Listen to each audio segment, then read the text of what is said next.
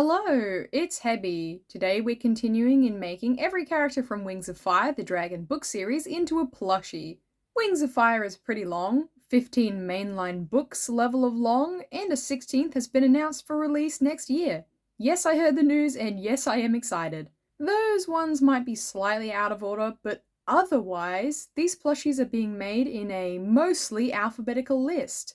When making plushies, I'll be taking into account their book description, their appearance in base-filled references, book covers, official artworks, additional merch, and sprinkling that with whatever I feel like to make these.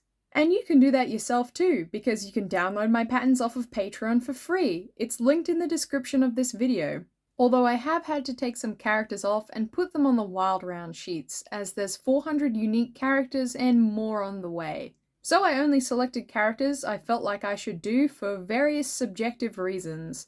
And that's worked out pretty well so far, as we've already made Albatross, Anemone, Auklet, Arctic, Blisterblaze, Burn Blue, Battle Winner, Calamity, Chameleon, Coral Clay, Cricket, Carnelian, Clearsight, Cliff Ruby Dune, Homicide, Holder, Dusky, Darkstalker, the 32 Unnamed Seawing Princes, Fate, Speaker, Flame, Ochre, Viper, Squid, Freedom, Fathom, Indigo, all the Ice Wings named Caribou, Glory, Gil, Grandu, Tower, Cobra Lily, Peacemaker, Glacier, and Mink. And now we're actually done with the G category, and if you pass kindergarten, first of all, congratulations, and second of all, you'll know the next letter in the alphabet is H. We're going to have a Leafwing day today, so spoilers for the 13th book of Wings of Fire, with lighter spoilers up until the 15th, as I'll be discussing the plot as well as the biology of Leafwings quite a lot in this video. So that's the semi-light to medium spoiler warning, because it's time for Hazel. Hazel is a Leafwing, a member of the Sapwing branch, haha, of the Leafwings, who split into two half-sized tribes, the Poison Wings and the Sapwings, after a dispute on the direction of the tribe, either to pursue nothing but peace and make the best life possible in the poison jungle, or to retake the continent and war with the Hive Wings. You can imagine that as a Sapwing, Hazel is part of the Peace, Love, and Chill in the Poison Jungle group, not the Fiery Vengeance and Venomous Centipedes raining down on the continent party. She is also green. Here she is in the Guide to the Dragon World as a younger dragonet with her great-grandmother. However, I have chosen to ignore this as an executive decision, because I may have complained long and hard about the Ice Wings, who are all white basically, but at least no other dragon tribe is white, you know? Unless Rainwings are playing Icewing, and they might be basically indistinguishable from one another, but if I flashed a picture of every dragon I've done so far in this challenge, you will be able to at least pick out which ones are Icewings. This is not really true of the Leafwings, because not only are quite a number of them highly similar to one another, but Seawings are also green. In Book 14, Snowfall mentions that it could be Seawings invading her territory when she sees the Leafwings approaching because, quote, Seawings can be green, can't they? Well, Snowfall, there's almost more green Seawings than blue ones in the story, so yes. What do you know? They can be green. And not only can they be green, but also Rainwings are green. Nightwings are green. Mudwings are green. Hivewings can be green, and of course, Silkwings are also green. There is a lot of green involved here, and not that much green fabric commercially available in the world. I don't know why, but it's always greens and reds I have trouble finding subtle variations of, which can be shipped to Australia for under the cost of one arm and one leg. So yeah, very painful. But as we know, well, actually, as we know but technically have not seen before, Leafwings can be brown. And not just as a complementary colour, like how Sundew has golden details or how Cobra Lily has pink ones. It's mentioned alongside the main body colour we see all the time. Leafwings come in shades of greens and browns. So I am simply taking that as advice in order to make my green dragon plushies stand out more from one another. Because as you can imagine, there's actually quite a lot of these in the mainline challenge, let alone the wild round sheets. Plus, this way Hazel has a bit of a hazelnut coloration to spice up her design. Guess which one she is under this green mountain? Even I don't know. I actually have something of a particular discussion around Leafwing biology in the series, which is related very heavily to their greenness, so we'll come back to that soon enough. But now and first, I shall describe and recap her lore so far in the series. Hazel, if you cannot remember, is a princess of the Leafwings, the great-granddaughter of the Leafwing Queen Sequoia, who is the current Leafwing Queen as of the timeline until Book 15, However, for a period of time, Hazel is the acting Leafwing Queen. Because during Book 13, Queen Sequoia is taken into the Hivewing mind control, which leaves Hazel to organise the evacuation from the poison jungle. It shows her as a kind, considerate leader who immediately takes action to protect both her tribe and the members of the chrysalis which have shown up. She's also very curious and smart, being extremely interested in sea wings and other tribes. She actually finds she has quite a lot in common with Cricket, and as such is not particularly vicious towards Hivewings. She knows about the history of their tribes and the genocide of the Leafwings during the Tree Wars, but it seems that she considers some hope for the future, wishing for Leafwings, Silkwings, and Hivewings to be at peace once again, so long as she can protect them now from Queen Wasp and the Hivewing army, and in the future restore trees to Pantala. Hazel is also extremely interested in books, showing that Leafwings, even as lovers of trees, can understand killing trees for such useful and amazing things as books. And she's the one who discovers that a map to Pyria is hidden in the binding at the back of the Book of Clearsight. So she kind of inadvertently saves the entire world from imminent destruction there. Good for her. Anyways, she leads the Leafwings across the sea to the Ice Kingdom and then to the Kingdom of Sand, where she treats with the other queens, but also brings Sundew with her. Because, naturally, as the princess of the actual royal bloodline, this puts her in a position of assumed opposition to Sundew, who is the daughter of the leader of the Poison Wings, and therefore expected to take command of the warlike half of the tribe at some point in the future. But Hazel, as Willow's other best friend, is very willing to give Sundew a chance to be friends with her also. She demonstrates she's a very thoughtful dragon, both as a leader and as a friend.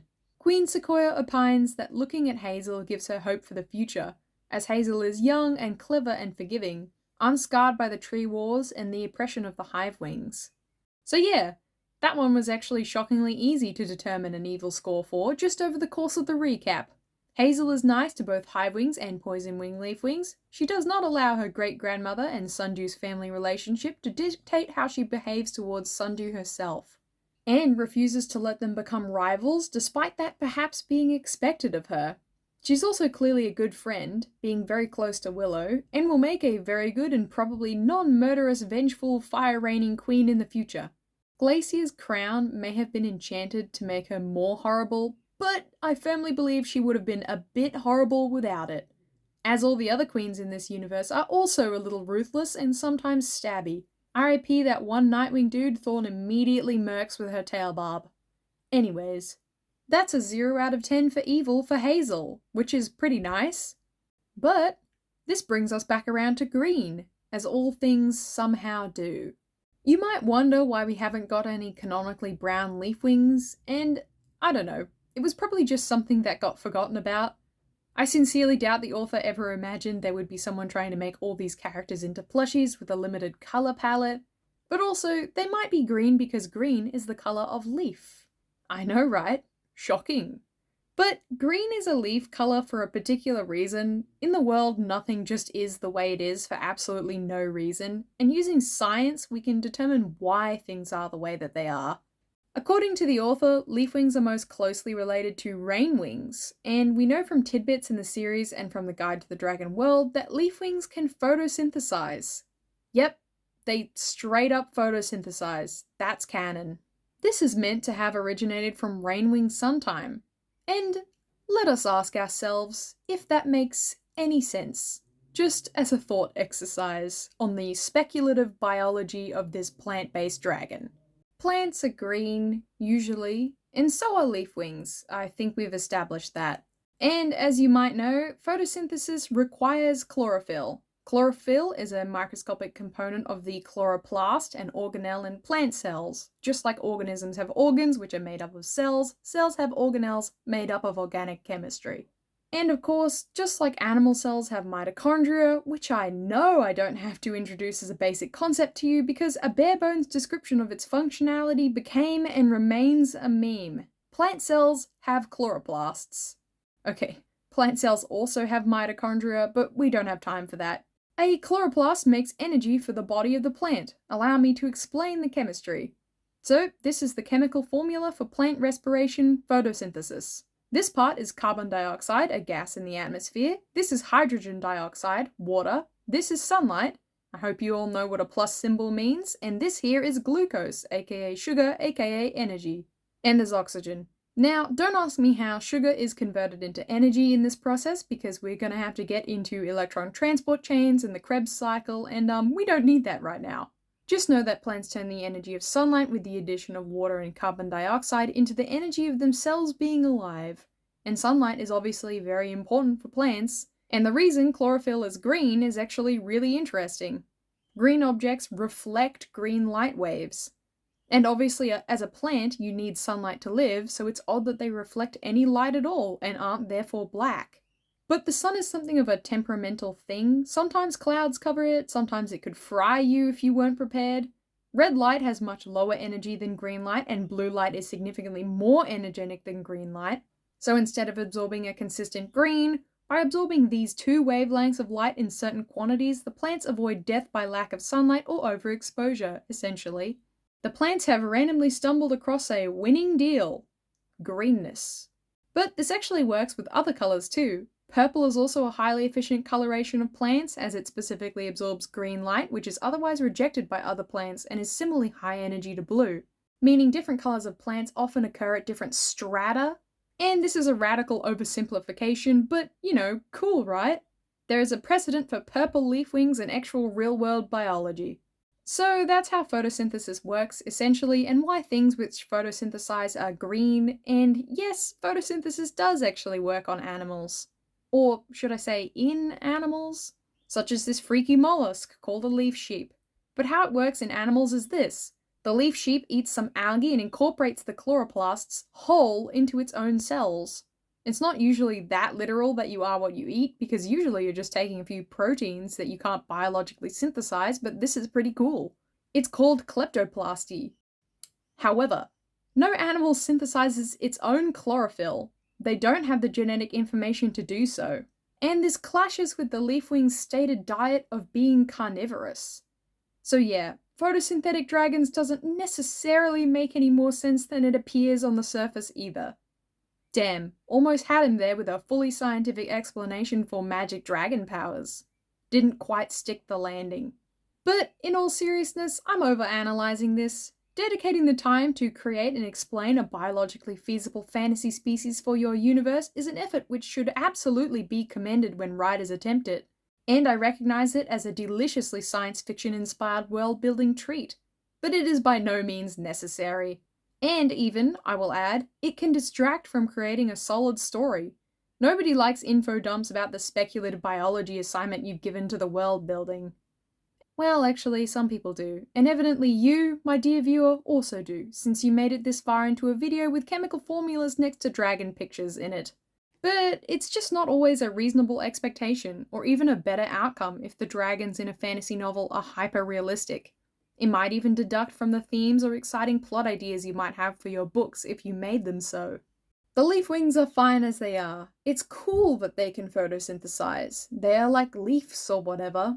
So maybe we'll just include a little bit of green per leafwing. Not all the way green.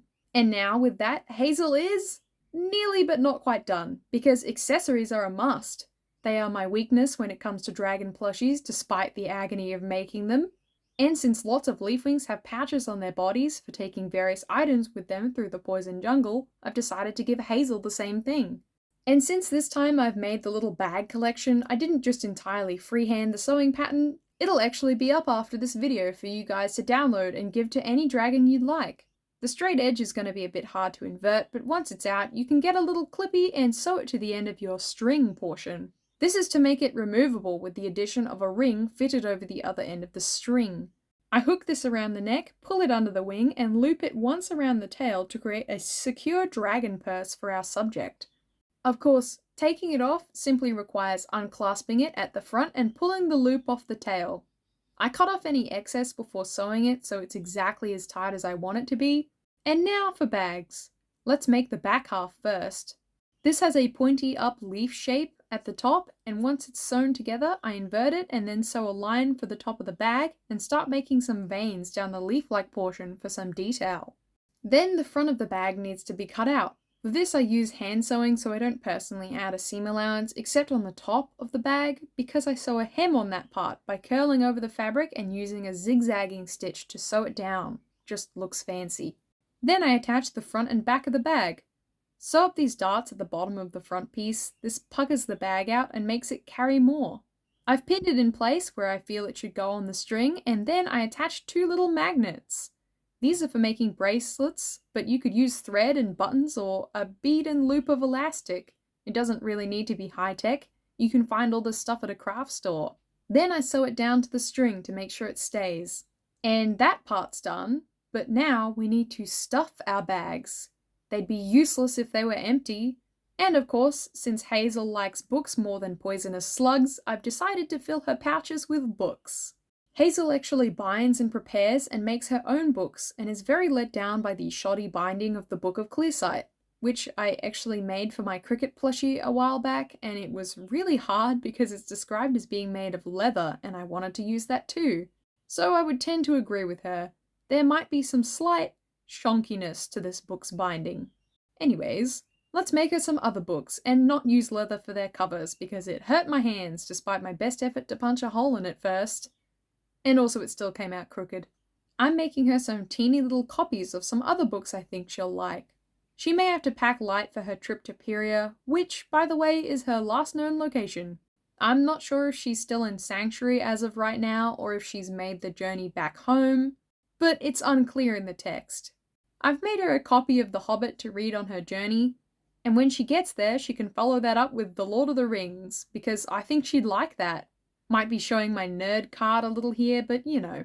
This one is obviously a lot smaller than The Lord of the Rings is, even if I made it to scale at 4 centimeters long. It varies a lot on font size, but my copy of the complete trilogy of The Lord of the Rings is 1,400 pages, and I'm currently at page 750 on current read.